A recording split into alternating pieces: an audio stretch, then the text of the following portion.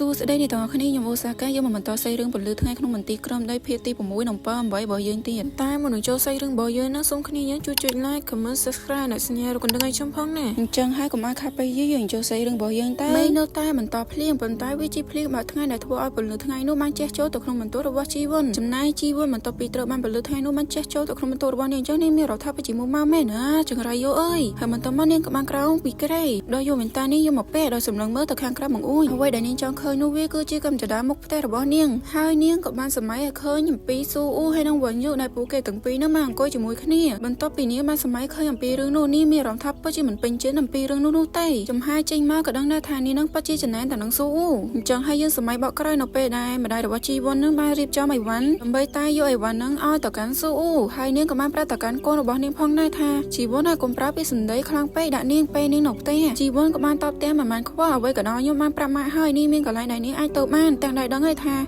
ស៊ូអ៊ូនឹងអត់មានកន្លែងណាដែលត្រូវទៅនោះទេមកពីនាងមិនពេញចិត្តទៅនឹងស៊ូអ៊ូមកនាងក៏បានងាកសួរទៅកាន់ម៉ាក់របស់នាងអញ្ចឹងហើយហេតុអីបានជាម៉ាក់វិកចំរបស់នាងរួចហើយនាងមិនទាន់បាននិយាយថានាងនឹងទៅទេមែនទេរបស់ជីវុននឹងបានទៅកាន់នាងទាំងធ្វើខ្លួនមិនចង់ត្រូវនោះទេក្រែងឯងនឹងបាននិយាយថានាងមានផ្ទះមួយភេទដែលអាចទៅបានមែននិយាយដោយស្មោះត្រង់ទៅពេលខ្លះឯងពិតជាមានចិត្តអាក្រក់ណាស់ដឹងខ្លួនអត់គាត់និយាយអញ្ចឹងដាក់កូនរបស់គាត់អញ្ចឹងទេប៉ុន្តែគាត់មានចារអារម្មណ៍ថាខ្លួនគាត់នឹងក៏អញ្ចឹងដែរមិនតែជីវុននឹងនាងក៏បានគិតផងដែរថាខ្ញុំដឹងហើយថាម៉ាក់នឹងក៏មិនចង់ឲ្យគាត់នឹងរស់នៅទីនេះដែរមិនអញ្ចឹងហីហើយម៉ាក់របស់នាងនឹងធ្វើជានិយាយថាអូខ្ញុំគួរតែវិកខ្ញុំផ្លែឈើខ្លះឲ្យនាងញ៉ាំហើយនាងមិនទៅពីឃើញម៉ាក់របស់នាងនឹងបានចាក់ចេញហើយនាងក៏បានកលេចមើលទៅកាន់អីវ៉ាន់មួយនឹងបន្ទាប់ពីនាងបានកលេចមើលហើយមិនដឹងថានាងបានទិញអាពណ៌ខ្មៅនឹងតាំងពីពេលណាមកទេបន្ទាប់មកនាងក៏បានបោះវាចូលទៅខាងក្នុងនឹងបន្ទាប់ពីនាងបានធ្វើបែបហ្នឹងហើយនាងក៏បានសម្លឹងមើលទៅកាន់ចិន្តានឹងដោយគិតថាម៉ាក់របស់នាងនឹងមិនដែរដឹងថានាងនឹងទៅណានោះហើយបើសិនជាគាត់បានដឹងថាស៊ូអ៊ូនឹងទៅផ្ទះរបស់វ៉ាន់យងនោះមែននាងនឹងមិនបង្កមានរឿងអាស្រូវណាមួយទេមែនទេជីវុននេះពិតជាចំមែនហើយមិនត្រឹមតែមិនចង់ឲ្យស៊ូអ៊ូរស់នៅទីនេះនោះទេថែមទាំងចង់ឲ្យនាងនឹងមានរឿងអាស្រូវថែមទៀតផងមិនដឹងថាជាបងប្អូនជីដូនមួយរបស់យកស្អីគេនោះទេជារឹកចេញមកឡាក្រហ្មងឃើញគេល្អជាងខ្លួនមិនបានទេទាំងដែរខ្លួនឯងនឹងមានអ្វីគ្រប់យ៉ាងមិនថាគ្រួសារឬសេចក្តីស្រឡាញ់នោះទេតែបែរជាទៅច្រណែនទៅកាន់មនុស្សដែលគ្មានអ្វីទាល់តែសោះហើយនាងបានសម័យនៅពេលដែលនាងបានលួចទៅមើលម្ដាយរបស់នាងនឹងយកអីវ៉ាន់ឲ្យទៅកាន់ស៊ូអ៊ូខ្ញុំគ្រាន់តែដាក់វីនៅទីនោះដើម្បីឲ្យនាងទៅផ្ទះរបស់វ៉ាន់យកជំនួសឲ្យការនៅក្បែរនេះដូចជានាងជាមេរំខានអញ្ចឹងជីវុនមិនដឹងទេថានៅពេលដែលនាងបានធ្វើបែបនោះនៅថ្ងៃនោះហើយដែលស៊ូអ៊ូមានកំណត់ចង់បញ្ចំជីវិតខ្លួនឯងប៉ុន្តែចេះដល់អីស៊ូអ៊ូនាងបានប្រទះឃើញទៅនឹងមន្ទីរក្រមដីដែលមិនដាឲ្យនាងនឹងបានផ្លាស់ប្ដូរកំណត់តបពីនាងបានសម័យហេតុការណ៍ទាំងអស់នឹងហើយនាងក៏បានចេញមកខាងក្រៅដើម្បីទៅកាន់ស៊ូអ៊ូប៉ុន្តែនាងបែរជាតែអត់ចូលទេបានអីចូលមកទូរស័ព្ទរបស់ស៊ូអ៊ូនឹងបានអស់ថ្មហើយនឹងដល់តែពេលនាងបានទៅកាន់ស៊ូអ៊ូហើយស៊ូអ៊ូអត់លើអញ្ចឹងទៅនាងមានអារម្មណ៍ថាពិតជាមុំមកមែនតែនរបស់យូរហើយហេតុអ្វីបានជានាងបានទូរស័ព្ទអញ្ចឹងទៅនោះវាគឺចម្លែកមែនហើយនៅគ្រាដែលនាងកំពុងតែមុំមកនឹងយើងក៏បានឃើញសមោនរណាម្នាក់ដែលបានដើរកាត់នឹងបានឈរសម្លឹងមើលទៅកាន់នេះហើយបន្ទាប់ពីនាងបានកលិចឃើញអញ្ចឹងទៅនាងមានអារម្មណ៍ថាពិតជាតក់ស្លុតខ្លាំងមែនតែនយើងមិនដឹងទេថាសមោទាំងនោះគឺជាពីណាគេនោះទេហើយយើងក៏មិនដឹងថាមានរឿងអីចំពោះយាយប៉ែមួយនឹងនោះឡើយដោយសារតែគេនឹងបានកើតឲ្យឃើញអំពីស៊ូអ៊ូដែលនាងនឹងតបតែភ្ញាក់ពីគេនោះទេដែលនឹងចង់គូនហ្មងកូនស្រីមួយនេះនៅពេលដែលនាងបានក្រោកពីគេនឹងនាងក៏បាននិយាយផងដែរថាវាមកម៉ានហើយនឹងបន្ទាប់ពីនាងបាននិយាយឲ្យគ្មានសម្លេងនៃការឆ្លើយតបបាននេះមានចម្ងល់ខ្លាំងណាស់ថាវ៉ុនយូនឹងគាត់មកតាណាទៅហើយនាងក៏បានសម្លឹងមើលទៅកាន់ទ្វារមន្ទីរក្រមដីបន្ទាប់មកនាងក៏បានឡើងទៅបើកសាកមើលថាវាបើកកើតអត់ប៉ុន្តែវានៅតែចោតដដែលហើយនាងក៏បានចោះពីចន្ទានឹងដោយឆ្ងល់ថាតើវ៉ុនយូនឹងនៅឯណាទៅបន្ទាប់មកនាងក៏បានទៅរកនៅបន្ទប់ទឹកប៉ុន្តែអត់ឃើញគាត់ទេអញ្ចឹងទៅនាងឡើងភ័យស្លន់ស្លោយកតែម្ដងនាងក៏បានរត់ចេញពីបន្ទប់ទឹកហើយបានស្វែងរកគាត់នៅកន្លែងដៃវ៉ាន់ប៉ុន្តែនៅតែអត់ឃើញគាត់នោះទេពីលើចុងក្រោយនាងក៏បានព្យាយាមរត់មកបើបន្ទប់មន្ទីរពេទ្យដែលនាងបានសង្ឃឹមថាគាត់នឹងមានវត្តមាននៅទីនោះយ៉ាងណាក៏ដោយវាបានផ្ទុះស្រឡាញ់ពីការរំពឹងទុករបស់នាងស៊ូអ៊ូបន្ទាប់ពីមិនបានឃើញគាត់នៅទីនោះអញ្ចឹងនាងមានអារម្មណ៍ថាឡើងសង្ហាក់ចិត្តយកតែម្ដងវាមិនអាចទៅរួចទេដែលគាត់នឹងមិននៅក្នុងនេះនោះមនុស្សស្រីយើងចឹងមែនខ្លាចគេហើយនៅក្នុងកំណត់ចង់ទៅរត់ចេញពីគេនោះទេដល់ពេលឃើញវត្តមានគេនៅនោះធ្វើឯងយាយណាខ្វល់ខ្វាយអំពីគេយ៉ាប់មែនស៊ូអ៊ូយើងនេះបែរមកមើលគ្រួសារដ៏សាវត្តនីនេះវិញប៉ារបស់នាងនឹងបានសួរតើកានាងថាតើឯងកំពុងតែមានបញ្ហាគេមិនលក់មែនជីវុនបានឆ្លើយថាប៉ុន្មានហើយចំណែកម៉ាក់របស់ជីវុនបាននិយាយថាគាត់នឹងគឺគេលងលក់ស្រួលណាស់ប្រហែលជាដោយសារតែគាត់នឹងមិនចាំបាច់ដើរលើសបកសុននៅក្នុងផ្ទះរបស់គាត់នឹងម្ដងណាទេជីវុនចាំប្រាប់ក្មេងនោះឲ្យស្នាក់នៅផ្ទះមិត្តរបស់នាងឲ្យបានញឹកញាប់ជាងនេះទៅជីវុនបន្ទាប់ពីលើដូច្នេះនាងក៏បានផ្អាកសកម្មភាពក្នុងការញ៉ាំបាយរបស់នាងបន្ទាប់មកនាងក៏បានដាក់ចង្កឹះហើយនឹងស្ព្រីរបស់នាងចុះហើយក៏បានដើរចាក់ចេញពីតុបាយដោយមិនខ្វល់អំពីឪពុកម្ដាយរបស់នាងនោះទេម្ដាយរបស់នាងឃើញកូននាងទៅជាអញ្ចឹងទៅក៏បានសួរដែរថាកូនសម្លាញ់ញ៉ាំហើយឬនាងក៏បានតបទៅកាន់ម្ដាយរបស់នាងនឹងតែមិនបានមើលមកខ្ញុំគឺមិនឃ្លានទេអញ្ចឹងចាំម៉ានឹងធ្វើម្ហូបឆ្ងាញ់ៗឲ្យកូនឯងញ៉ាំពេលល្ងាចណាតើកូនឯងមានអារម្មណ៍យ៉ាងណាជីវុនមិនបាននៅពើទេនាងបានដើរចាក់ចេញដោយបិទទ្វារឡើងខ្លាំងចំណែកម៉ាក់របស់នាងមិនប្រកាន់ទេគាត់នៅឆ្លៀតប្រាប់ទៅកាន់កូនស្រីរបស់គាត់ពួកគេនិយាយថាថ្ងៃនេះភ្លៀងធ្លាក់ខ្លាំងដូច្នេះហើយយក យកឆាត់ធំទៅផងយ៉ាងណាក៏ដោយនាងនៅតែយកឆាត់ទៅជាមួយផងដែរនៅអំឡុងពេលដែលនាងកំពុងតែធ្វើដំណើរថ្មើរជើងនោះនាងក៏បានកលែងមើលទៅកាន់ផ្ទះរបស់វញ្ញុកផងដែរហើយនាងឃើញចឹងទៅនាងឡើងជ្រួញចិញ្ចាំយកតែម្ដងយើងមិនដឹងថាមានរឿងអ្វីកើតឡើងនៅក្នុងចិត្តរបស់នាងនោះទេនាងក៏មិនបានរវីរវល់ឬក៏ខ្វល់ខ្វាយច្រើននោះឡើយនាងក៏បានដើរចាក់ចេញពីផ្ទះរបស់វញ្ញុកទៅមកវិញលើពីនេះស៊ូនៅតែមិនអាចស្វែងរកឃើញវញ្ញុកនោះទេលោកបងវញ្ញុកនេះសាមែនដល់ណាមកណាមិនចេះប្រើគ្នាសោះទុកឲ្យគ្នាមកអង្គុយសង្កត់សង្កាយតែម្នាក់ឯងនាងគិតថាគាត់នឹងបានទៅហើយគាត់មិននៅក្នុងបន្ទប់ណាមួយនោះទេតើគាត់នឹងទុកឲ្យខ្ញុំនឹងនៅម្នាក់ឯងនៅទីនេះមែនទេប៉ុន្តែទ្វីនៅតែចាក់សារតើគាត់នឹងចេញដោយរបៀបណាទៅហើយខ្ញុំនៅតែគ្មានសញ្ញាណាមួយទេដូច្នេះខ្ញុំមិនអាចហៅរកជំនួយបានឡើយត្រឹមត្រូវហើយជំនួយយើងមិននៅឆ្ងាយពីទីក្រុងប៉ុន្មានទេដូច្នេះគួរតែមានអ្នកណាម្នាក់អាចរកខ្ញុំឃើញឆាប់នេះមែនទេមែនហើយវាមិនឆ្ងាយពីផ្ទះឬសាលារៀនទេដូច្នេះខ្ញុំប្រកាសថាពួកគេនឹងរកខ្ញុំឃើញឆាប់នេះនៅពេលដែលពួកគេដឹងថាខ្ញុំនឹកអ្នករាល់គ្នានឹងតាមពិតទៅតើវាសំខាន់ទេនៅពេលដែលខ្ញុំនៅទីនេះមនុស្សគ្រប់គ្នាធ្វើពួកដូចជាខ្ញុំមិនមានវត្តមានអញ្ចឹងសូម្បីតែពេលខ្ញុំនៅក្បែរពួកគេក៏ដោយតើមានអ្នកណាម្នាក់ដែលខ្វល់នឹងខ្ញុំនៅថ្នាក់មករកខ្ញុំទេប្រសិនបើវញ្ញុកមិនត្រឡប់មកវិញនោះហើយខ្ញុំនឹងនៅតែជាប់គាំងនៅទីនេះកម្មសិទ្ធិខ្លួនរបស់ខ្ញុំទាំងអស់នៅក្នុងនេះជារហូតជាមិនខាននោះឡើយខ្ញុំមានអារម្មណ៍ថាឯកាណាទន្ទឹមនឹងផងដែរនាងបានសម័យនៅពេលដែលឪពុកម្ដាយរបស់នាងនឹងជួបប្រទះហេតុគ្រោះថ្នាក់ចរាចរណ៍ចាប់តាំងពីពេលវេលានឹងមកនាងគឺតែងតែឯកានឹងគ្មាននរណាម្នាក់បានរវីរវល់ជាមួយនឹងនាងនោះឡើយហើយនៅពេលដែលនាងកំពុងតែអង្គុយខូចចិត្តនឹងគ្មាននរណាម្នាក់បានខ្វល់អំពីនាងនោះស្រាប់តែមានជើងមួយគូគឺដើរចូលមកទាំងទៅទឹកសាបចូលតែម្ដងហើយទាំងនោះគឺជាលោកព្រះវញ្ញុកយើងនឹងឯងដែលគាត់ដើរចូលមកទាំងកាន់ប្រអប់កេះមួយដែលគាត់នឹងមកសម្លឹងមើលទៅកាន់ស៊ូអ៊ូទាំងមានចម្ងល់ខ្លាំងមែនទែនចុះមកចាយនៅកើតអីបាត់បង់មួយថ្ងៃដូចអសន្នុកឯង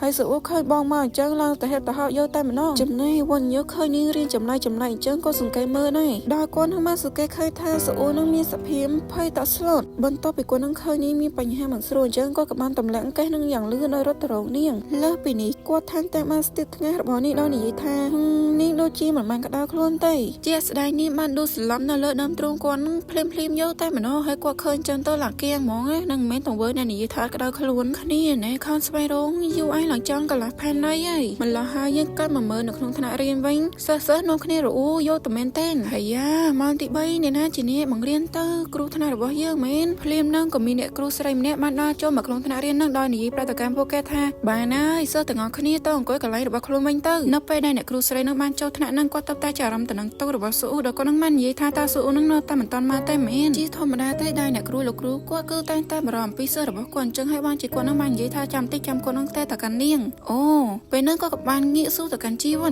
នណាតើឯងដឹងអត់ថាហេតុអ្វីបានជានាងនឹងមិនមកទីនេះអញ្ចឹងហើយនាងនៅពេលដែលត្រូវអ្នកគ្រូសួរអញ្ចឹងនាងក៏បានកលេចមើលជុំវិញហ្នឹងហើយនាងបានចាស់អារម្មណ៍ថាសិស្សនៅក្នុងថ្នាក់ហ្នឹងចាប់ផ្ដើមមកជជែកចោចាយពួកនឹងចឹងឯងចេះដឹងរឿងគេសបើម៉ែដល់ពួកគេនឹងបាននិយាយថាហេតុអ្វីបានជានាងមិនឆ្លើយអញ្ចឹងជីវ័នក្រៃនេះទាំងពីរអើយតែឯងធន់ណាមែនពួកគេគឺជាបងប្អូនជីដូនមួយមិនអញ្ចឹងអីអូត្រឹមត្រូវហើ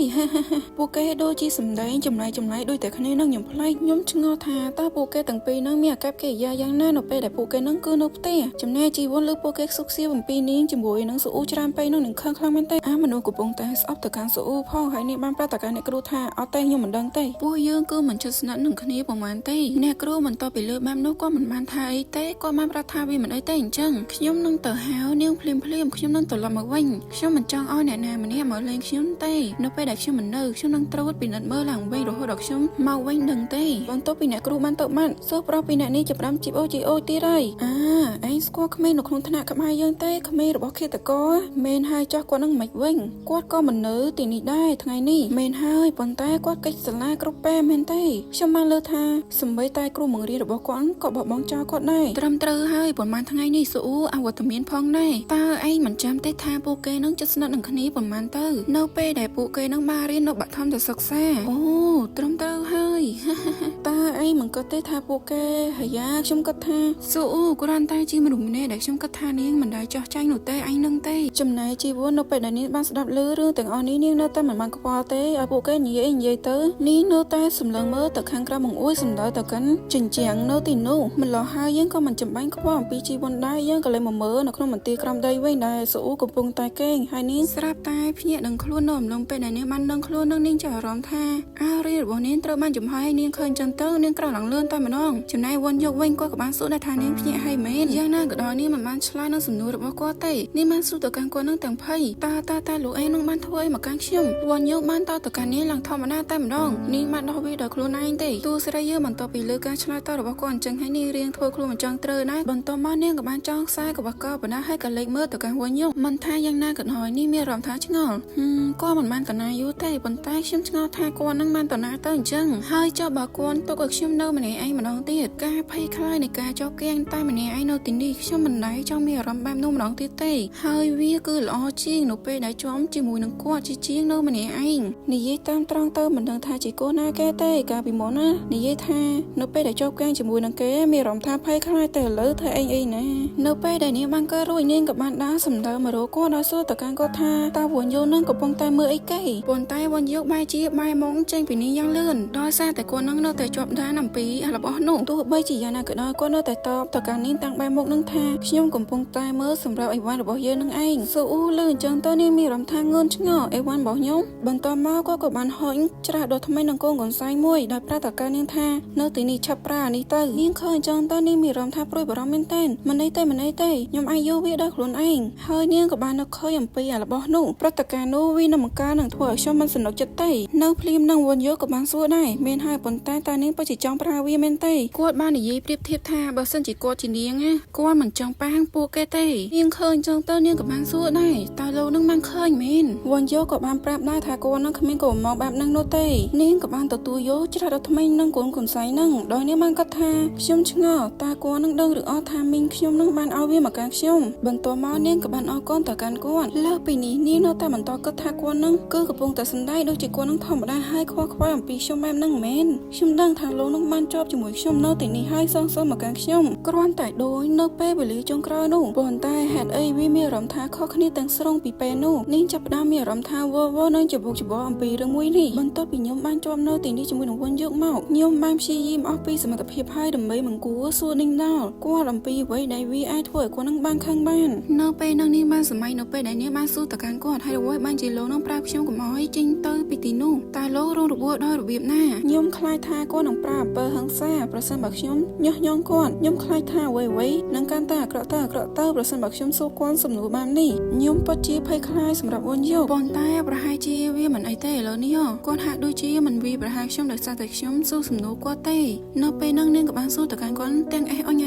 និយាយអញ្ចឹងវ៉ាន់យកហើយអ្វីបានជាលោកបញ្ឈប់ខ្ញុំពីការចាក់ចេញអញ្ចឹងវ៉ាន់យកយើងលើនាងសួរអញ្ចឹងទៅគាត់តមិនចង់ចេញនោះទេប៉ុន្តែគាត់នៅតែនិយាយថាខ្ញុំក្រែងខ្ញុំមិនធ្លាប់និយាយប្រាប់តកាន់នាងទេថាទ្វានឹងចាក់សោប្រសិនបើនាងមិនវាខ្លាំងពេកមិនមែនទេកញ្ញាស៊ូអ៊ូបន្ទាប់ពីទូប្រយើងប្រាប់អញ្ចឹងទៅនាងរៀនស្រឡាំងកាំងដែរនេះលោកកំពុងតែព្យាយាមនិយាយថាពួកយើងជាប់នៅទីនេះដោយចៃដន្យមែនទេទោះជាយ៉ាងណាក៏ដោយនេះនៅតែមានអារម្មណ៍ថាសង្ស័យតកាន់គាត់បន្តមកយ៉ាងណាចំពោះរឿងមុននេះខ្ញុំបានដើររកលោកពេញមួយពេលហើយប៉ុន្តែលោកមិននៅក្នុងបន្ទប់ណាមួយទេទោះបីជាពួកយើងជាប់នៅទីនេះដោយចៃដន្យក៏ដោយលោកដឹងឬក៏លោកធ្វើជាមិនដឹងតើលោកបានដឹងពីរបៀបចេញពីទីនេះមែនទោះផលបើយើងនឹងបន្តពីទូស្រីសួរគាត់ច្រើនចឹងទៅក៏បានក្រោយឈរឡើងហើយទូស្រីយើងបន្តពីឃើញគាត់នឹងក្រោយឈរភ្លាមចឹងនេះlàខ្លាចគាត់ហ្មងដោយដើរថយក្រោយហើយនេះក៏បានបន្តទៅកាន់ខ្លួនឯងអូនេះគាត់បានធ្វើឲ្យខ្ញុំខ្លាចទៀតហើយហើយអ្វីបានជាគាត់ស្រាប់តែក្រោយឈរឡើងបែបនេះតើគាត់បានខឹងមែនទេតើដោយសារតែខ្ញុំនឹងសួរជំរុញដេញដោគាត់ខ្លាំងពេកមែនឬក៏អត់ខ្ញុំគួរតែដឹងពីដំបូងថាខ្ញុំគួរតែបិទមាត់ល្អជាង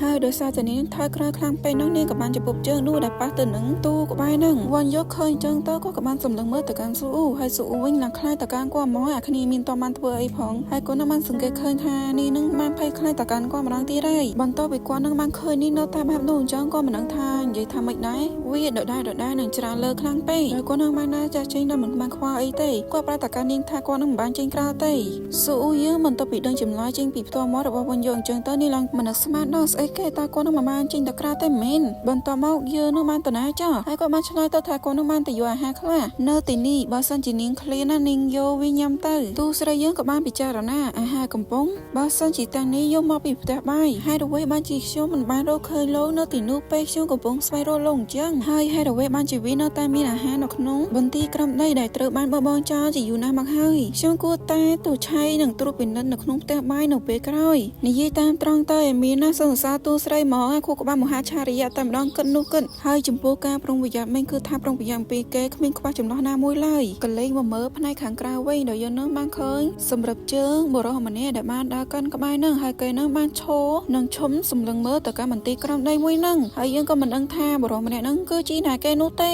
ដោយសារតែគេកាន់ឲ្យឃើញកញ្ញាស៊ូដែលនាងទៅតែចេញមកពីបន្ទប់តឹងនេះបានចរំថាវ៉ាន់យកនឹងគាត់បានកេងបន្ទាប់មកនាងក៏បានដើរសម្ដៅទៅរកគាត់ដោយអោនទៅចិត្តវ៉ាន់យកដោយនាងនឹងបានយកដៃរបស់នាងនឹងក៏វាចោះក៏វាឡើងនៅចំពោះមុខវ៉ាន់យកដោយនាងចង់ដឹងថាគាត់នឹងពិតជាបានកេងមែនអត់នាងបន្ទាប់ពីធ្វើទង្វើបែបហ្នឹងហើយនាងក៏បានកើតដែរថាគាត់នឹងមើលទៅដូចជាមិនសនុកទៅតែសោះមិនថាយ៉ាងណាក៏ដោយប្រហែលនេះគឺជាឱកាសរបស់ខ្ញុំហើយបន្ទាប់មកនាងក៏បានរត់ចាក់ចេញពីគាត់ដោយដើរសម្ដៅទៅការផ្ទះបាយនឹងឯងបន្ទាប់ពីនេះបានដើរចាក់ចេញនឹងយើងមើលតែសភាពរបស់ទូប្រុសយើងទៅគឺពិតជាគួរអាណិតមែនទែនដោយសារតែគាត់នឹងនៅតែសុបិនឃើញអំពីរឿងនោះម្ដងហើយម្ដងទៀតមិនត្រឹមតែប៉ុណ្្នឹងនោះទេគាត់បានលើសម្លេងមនុស្សម្នាក់បាននិយាយមកកាន់គាត់ដោយច្បាច់កមកកាន់គាត់បដានិងនិយាយមកកាន់គាត់ថាកុំកើអំពីវាជាដាច់ខាតតើឯងចង់នៅរស់ឬក៏ឯងមិនចង់បន្ទាប់មកគ្រាន់តែបំភ្លេចវាចោលទាំងស្រុងទៅហើយតែនោះគឺជារូបរាងកាយរបស់គាត់នឹងកាលពីនៅក្មេងបន្ទាប់ពីវ៉ាន់យកបានសុបិនឃើញអំពីរឿងនឹងមកគាត់ក៏បានភ្ញាក់មកទាំងកត្រាតែម្ដងចំណែកឯស្មារតីរបស់គាត់នឹងចាប់ផ្ដើមវង្វេងវង្វាយម្ដងបន្តិចហើយគាត់បានសម្លឹងមើលទៅកាន់កូនកំបិតរបស់គាត់ដោយគាត់នឹងស្ទើរតែ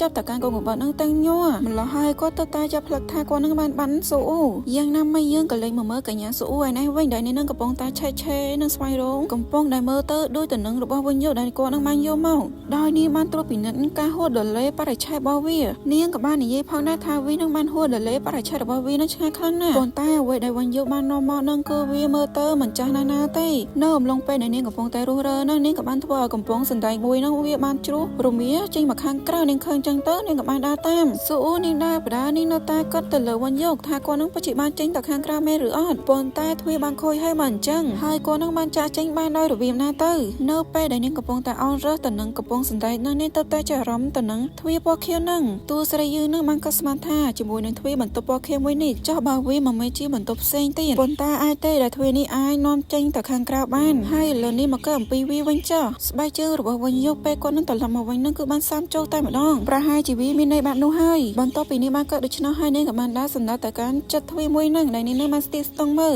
បន្ទាប់ពីនេះបានដាក់ទៅជារបស់នាងដើម្បីស្ទាក់ស្ទង់ហើយនាងក៏បានគិតថាតើវាអាចជាសម្លេងទៅឬក៏អត់ប៉ុន្តែនេះបានជាមិនបានលឺនោះទេជាមួយនឹងគ្នានឹងផងដែរភ្លាមនឹងនាងស្រាប់តែបានលឺសម្លេងបើកទ្វារបន្ទារក្រំដីយ៉ាងខ្លាំងនាងមិនចង់ជឿទេថាវាមកពីទ្វារទាំងនេះហ៎យើងក៏លេចបែរមកមើលទ្វារបន្ទារក្រំដីនេះនៅតែបន្តវើចុះឡើងនឹងឯងហើយស៊ូអ៊ូនាងទៅតែចាអារម្មណ៍នឹងបែរសម្លឹងមើលទៅកាន់ទ្វារបន្ទារក្រំដីនឹងនាងមានអារម្មណ៍ថាភ្ញាក់ផ្អើលផងដែរនាងគិតថាបែបជាមានមនុស្សកំពុងតែមកទីនេះហើយតើអាចទេដែលមានមនុស្សកំពុងតែព្យាយាមមកជួយខ្ញុំជាចុងក្រោយខ្ញុំអាចចាក់ចេញបានហើយ yes បន្ទាប់មកនាងក៏បានរត់សម្ដៅទៅកាន់ទ្វារមួយនឹងប៉ុន្តែសោយអ្វីដែលនាងនឹងបានភ្លេចអំពីមនុស្សម្នាក់ដែលកំពុងតែឈរសម្លឹងមើលមកកាន់នាងតាមទឹកមុខខ្មៅពីជ្រុងមកខាងបន្ទាប់មកគាត់បានព្យាយាមចាប់ទៅកាន់នាងចំណែកស៊ូនាងក៏បានចាប់ផ្លូវនឹងដឹងផងដែរប៉ុន្តែវាបានហួសពេលទៅហើយដោយវិញយកនឹងបានព្យាយាមចាប់ទៅនឹងស៊ូនឹងនាំនាងមកផ្អែកទៅនឹងចិញ្ចែនដែលគាត់នឹងបានកេងមុននេះម្យ៉ាងទេគាត់ថែមទាំងបាត់បង់នាងឲ្យចិត្តកុំឲ្យនាងនឹងបញ្ចេញសម្លេងគាត់បានខ្លាចថាអ្នកខាងក្រៅនឹងឮសម្លេងនាងយ៉ាងណាមិញគាត់ថែមទាំងអោននឹងច្បាយស្មានាងកាន់តែខ្លាំងបន្ទាប់មកវិញយកយើងនឹងបានអោនទៅចិនស៊ូ